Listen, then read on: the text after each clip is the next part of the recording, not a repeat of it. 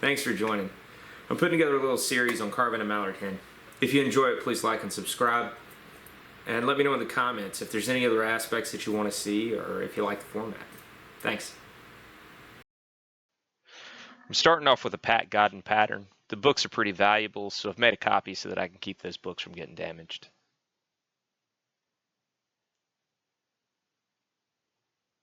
I selected the pose that I want to carve, and now I know how to modify that pattern in order to get the look that I'm trying to achieve.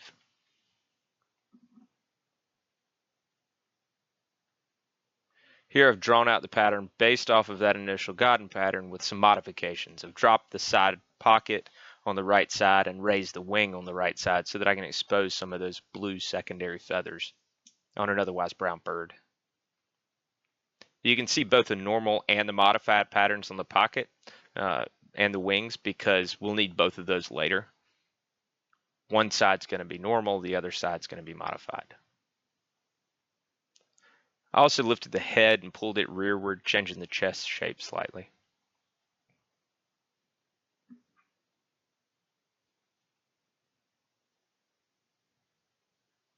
Now we do the layout from the top view, again with some modifications.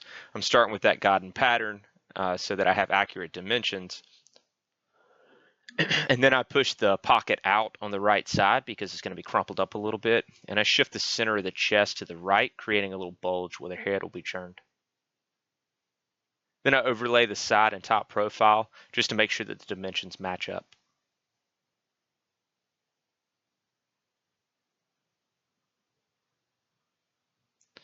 I already have the side profile of the head where it can be cut out, so I trace the top-down view on some blank space on the trace paper so that I can cut that out as well. I leave a little bit of space on the cheek so that I have room to work. I establish the reference marks on the wood so that I know where the front and back of the top and side patterns are going to be. Those are really the critical reference points for the body. Then I trace the pattern on, staying inside of those dimensions.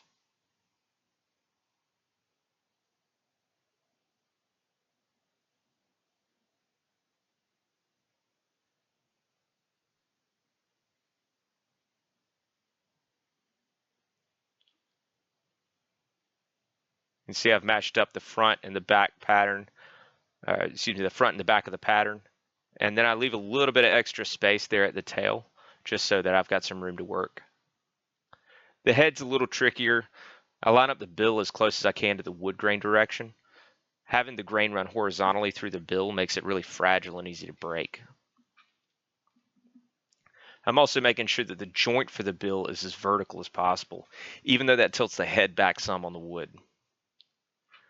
That joint becomes a critical reference mark for the top profile as opposed to the front and the back of the pattern like we did with the body.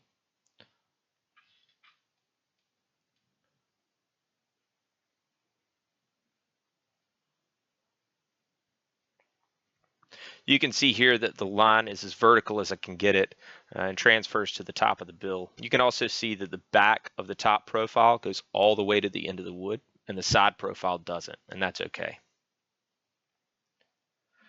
I cut as close to the lines as possible, but I always err on the side of leaving too much wood rather than taking too much away. It's a lot easier to carve it off than it is to add it back. I leave some wood attached to the back, and that helps hold the block together so that I don't have to manage 3 pieces of wood while I'm cutting out the side profile. That's a mistake I've made plenty of times and are very deliberate about it now.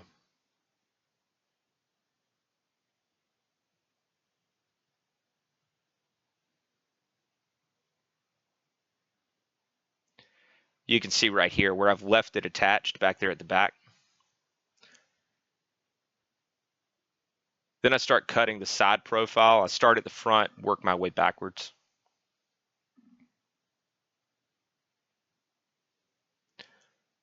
Then I cut the tail to the right length, and that detaches that piece that's connecting the 2 sides.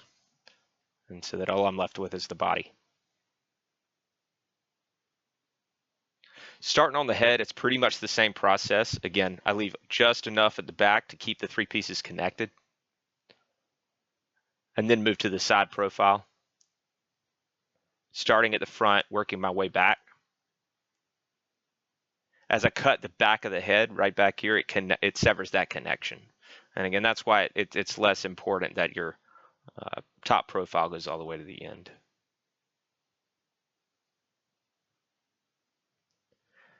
Now I'll come through and start to mark the anatomy. I got to pay close attention on this part to make sure that the lowered pocket goes on the right side and the normal pocket goes on the left. I use a thumbtack to mark the pockets through the paper.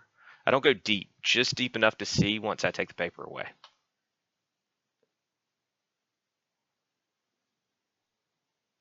You can see on the other side, on the right side, I went with a lower pocket, and on this side, I'm going with that higher pocket mark.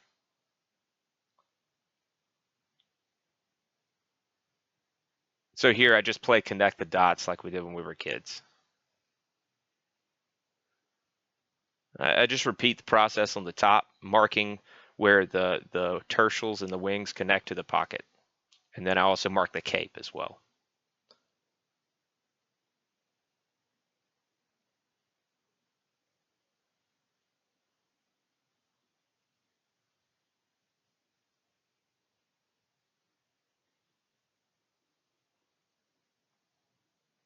And then another round of connect the dots.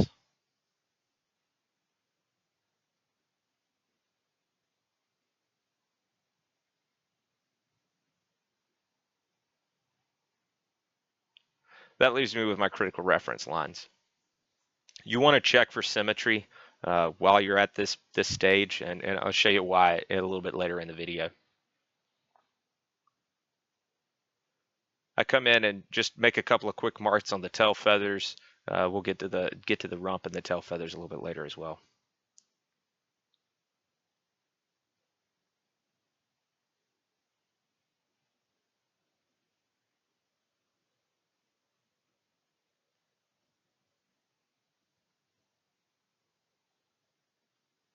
So now I make my first cuts. For these first cuts, I'm connecting the lines, pretty much keeping everything at a right angle. I'm starting at that top line and cutting straight down until I get to the pocket. That makes sure that that connection between the wing and the pocket is as anatomically correct as possible. Those dimensions are a lot harder to get back once a bird's rounded.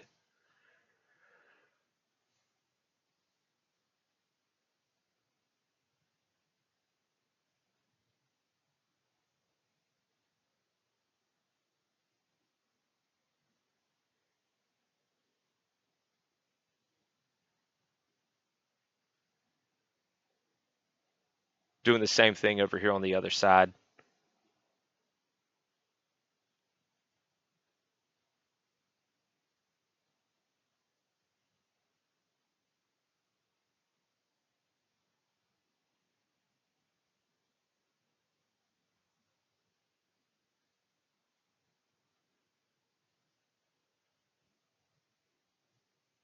And then just going back and cleaning things up, making sure that I'm good to go before I move forward with the next step. Now, one wing is higher than the other wing, and so I need to drop that lower wing down. Again, making sure that the correct wing is lowered. So in this case, it's the left side. And then I'm just connecting those dots again, or connecting those lines again. So the line drawn on the side to the center wing line where those two tertials overlap. Just coming in here and redrawing my lines nice and thick so that they're easy to see because they get covered up by sawdust pretty quickly.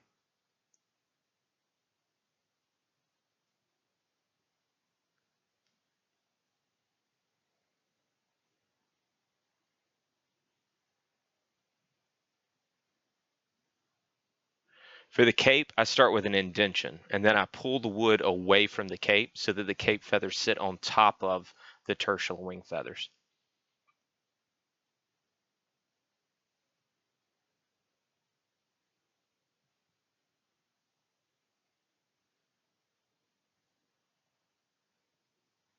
You can see here I'm pulling away, and that makes a nice clean line. So there will be sort of a hump on the cape but that hump doesn't exist on the wing.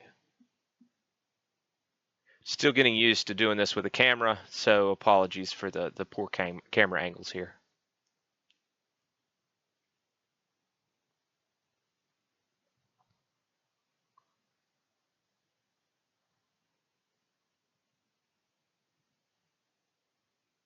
Now I'm just coming back in and doing a little bit of shaping, making sure that those pocket lines are really clearly defined.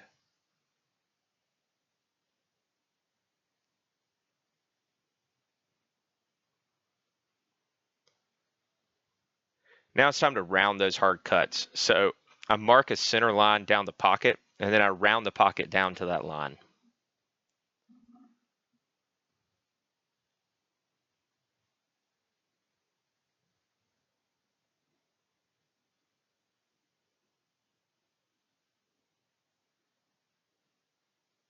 We'll go ahead and speed it up a little bit so that you don't have to watch me carve really slow. I wish my hands moved this fast in real life, but they don't.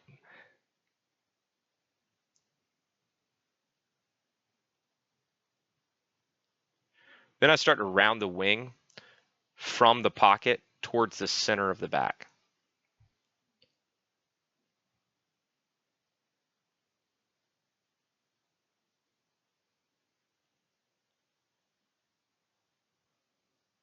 And then do the same thing on the other side.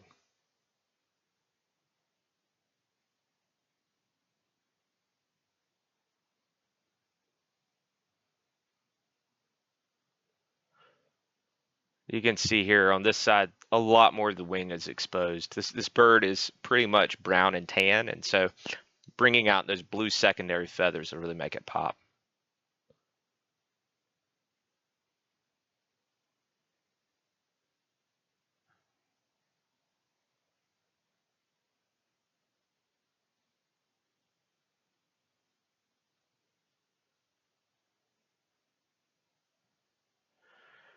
I cut a triangular groove right in front of the pockets, and I continue to round those edges.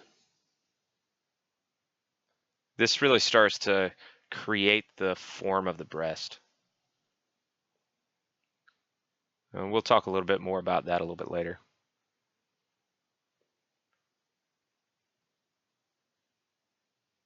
This rounding is an iterative process. As I continue to define, I just want to continue to round off some of these hard edges and make it softer and softer as I go.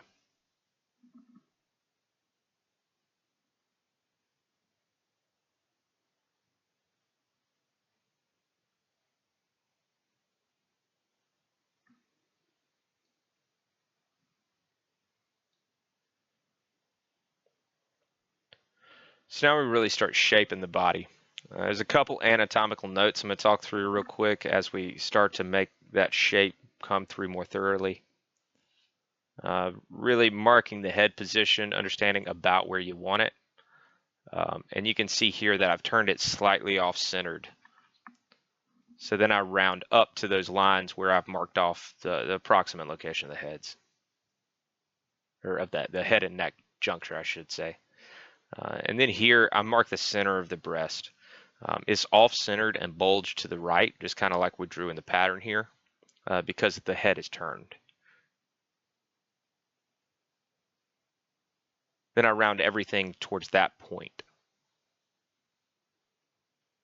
And that'll be the highest point on the breast.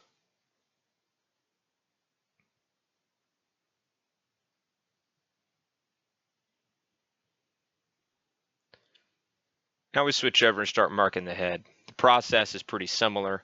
I make my reference marks for the center line and then make my reference marks for the cheeks.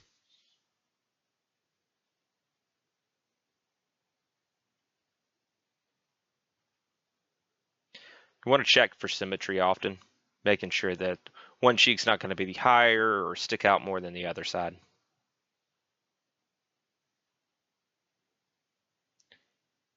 And then I'm just making a rough mark of about where the neck size should be. It'll be smaller than this once we continue to shape. When I'm shaping the head, I always start with the eye channels. First I cut them in and then I draw them up to the top of the head.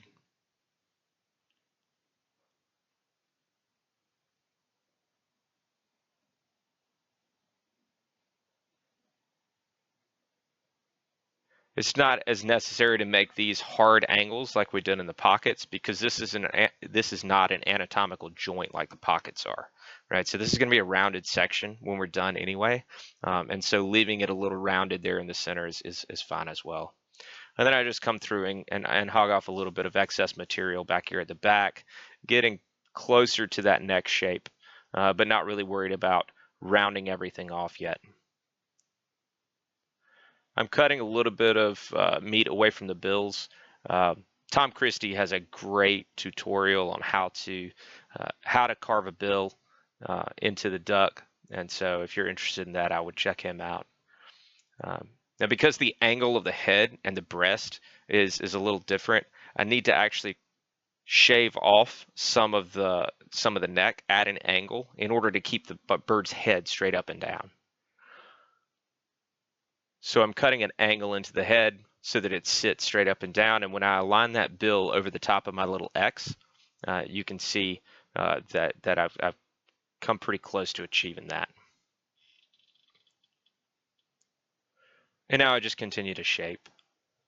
I start rounding and shaping the head, really starting at those eye grooves and pulling up and rounding off the top, and then continuing that process, rounding the cheeks,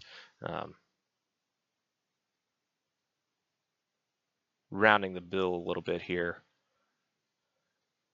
Now the cheeks are not perfectly round. It actually pulls down and away and then rounds more at the bottom. So it's a little bit different than just creating nice little round bubbles.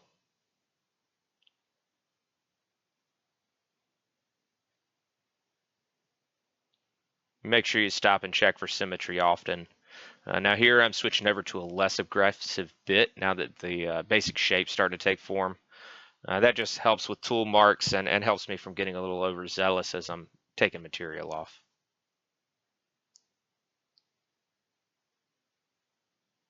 Again, checking for symmetry pretty often. You want to make sure that one cheek's not higher than the other, that one eye's not cut in deeper than the other, that sort of thing.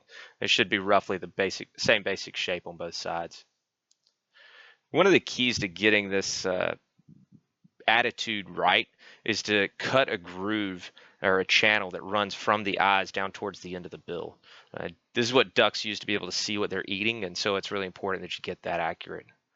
Now that I've got that shape for the head, I'm going to make some marks so that I can start to match it back up to the body.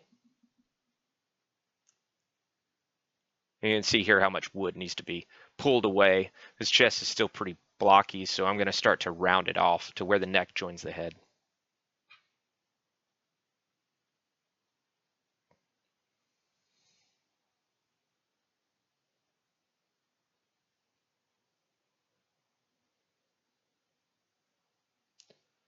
Again, everything is to round towards that center mark, right? From the bottom, from the sides, and from the top. You're bringing everything towards that point because that's going to be the highest point on the breast.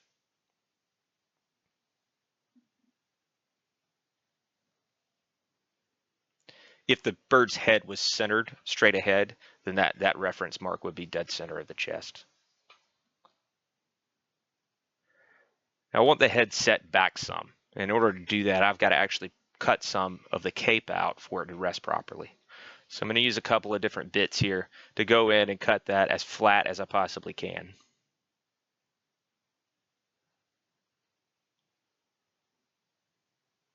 And I'll round that up and away as we continue. But this way the head fits where I want it to fit on the body to get that attitude that I'm trying to get.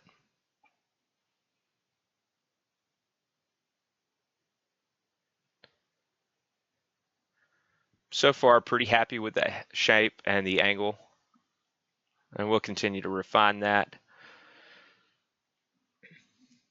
I still have some meat to remove right here on the chest, and then if you look at the structure here, you can see that the head and chest should make something of an S shape. That breast sort of makes a ball, and it shifts based off of the direction of the head, and we can really start to see that take shape here. So I'll make a couple more reference marks to really start to define that S shape.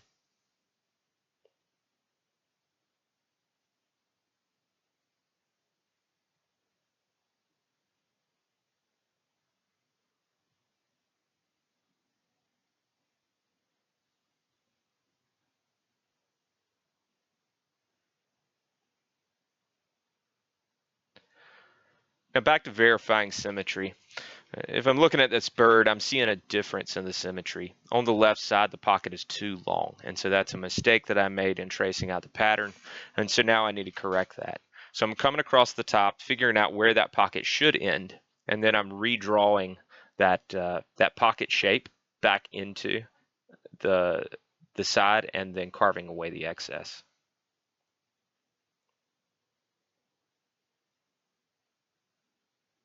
Another good way to figure this type of stuff out with symmetry is to look at it in a mirror, because it sort of flips your brain a little bit, lets you see something different, and you can identify things that you don't see when you're looking at it straight on.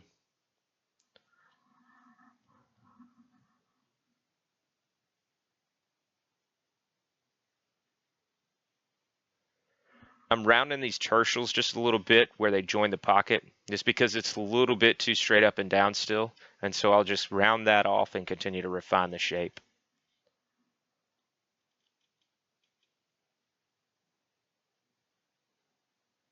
And now I need to round out the pockets where I made that cut.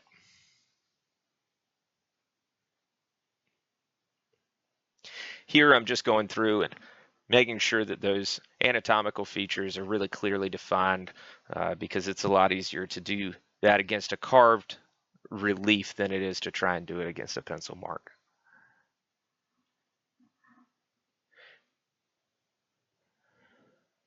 There's still a lot of shaping to be done, but I'm going to switch over to a 220 grit sandpaper, and you can still do a ton of shaping with that heavier grit sandpaper, without all the tool marks that you get from one of those Kutzall birds.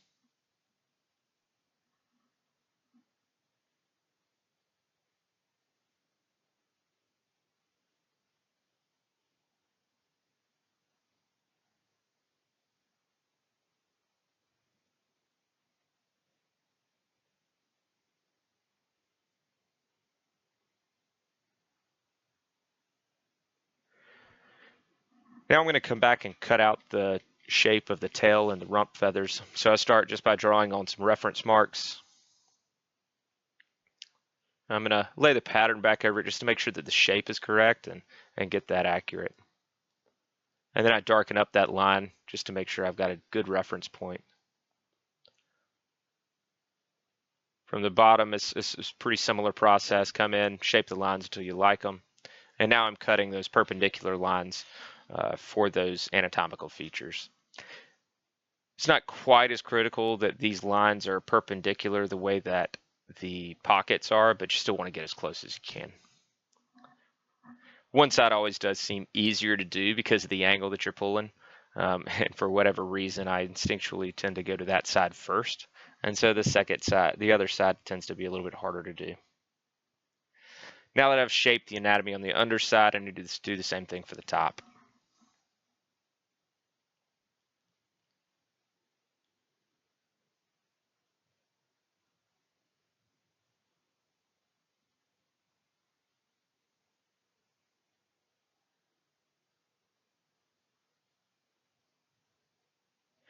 The tail's still way too thick, but we left it thick for a reason.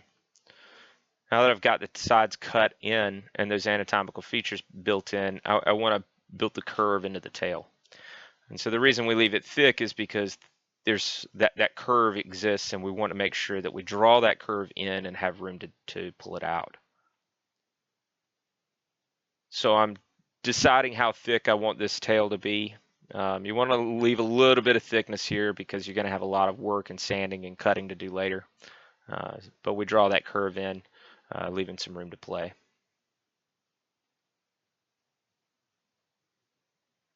And then checking to make sure that it's symmetrical.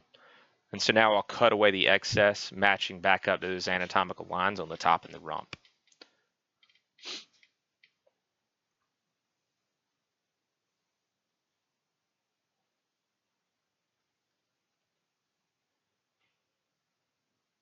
I'm essentially using that carved line and pulling away from it to get the underside shape of the tail feathers. And here you can kind of see the difference between what's been cut away and what's left to cut.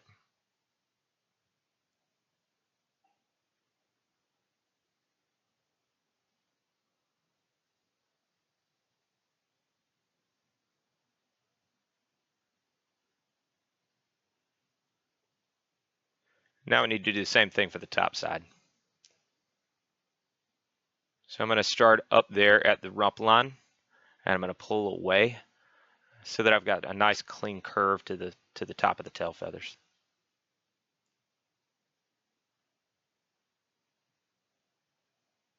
You can see the line on the top is not nearly as dramatic as on the bottom of the rump, and I'll show you a little bit more about that in just a minute. I'm going to make sure that everything's pretty symmetrical here, that we like those lines, and then we come in and round the cuts. So rounding off the top, you can see that I'm almost creating a clean flow into the tail feathers, whereas on the bottom, it's more of a hard line. There's still some definition on the top, but it's not nearly as dramatic as the bottom.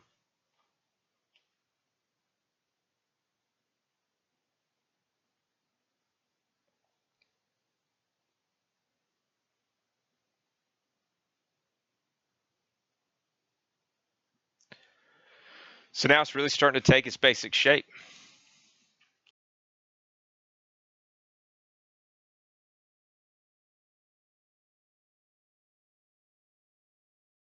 I hope you've enjoyed it. It is a long process, but I'll be posting more videos here in the future, so subscribe if you'd like to see those as they come out, and hope to see you back here again soon. Thanks.